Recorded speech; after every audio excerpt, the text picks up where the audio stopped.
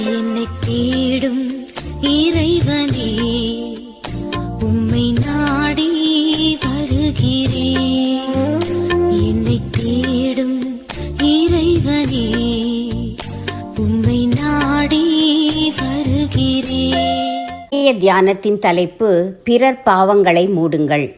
வாசிக்க வேண்டிய திருமறை பகுதி யாக்கோபு 5ஆம் அதிகாரம் வசனங்கள் 4 முதல் 20 வரை. பிறர் பாவங்களை மூடுங்கள். தப்பிப்போன மார்க்கத்தினின்று பாவியை திருப்புகிறவன் ஒரு ஆத்துமாவை மரணத்தினின்று ரட்சித்து திரளான பாவங்களை மூடுவான்.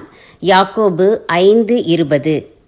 நாம் அனைவரும் ஊழியர்கள் அல்ல, ஆனால் ஊழியம் செய்ய முடியும். அது எப்படி என்பதை யாக்கோபு சுருக்கமாக ஆனாலும் அழுத்தமாக கூறுகிறார். கடைசி 2 வசனங்களை மீண்டும் மீண்டும் படித்து பாருங்கள். நமக்கு மிகவும் நெருக்கமான உறவினரோ, நண்பரோ, சபை உறுப்பினரோ, ஒருவேளை நம் பணியாளரோ அல்லது உடன் பணியாளராகவோ கூட இருக்கலாம்.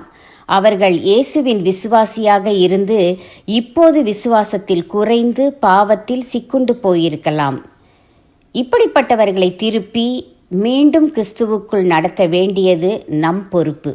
இது தனி மனித ஆத்தும ஊழியமாகும். முதலாவது நாம் செய்ய வேண்டியது அவர்களுக்காக ஜெபம். அடுத்து நாம் செய்ய வேண்டியது அன்பு பாராட்டல்.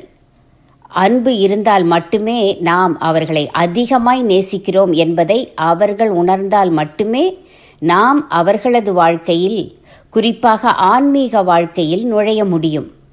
அன்போடு உரையாடி, உறவாடி, அவசியமானால் உதவிகளையும் செய்யும்போது அவர்களுடைய குறைவுகளையும் நிறைவுகளையும் சுட்டிக்காட்டவும் திருத்தவும் உரிமை வரும்.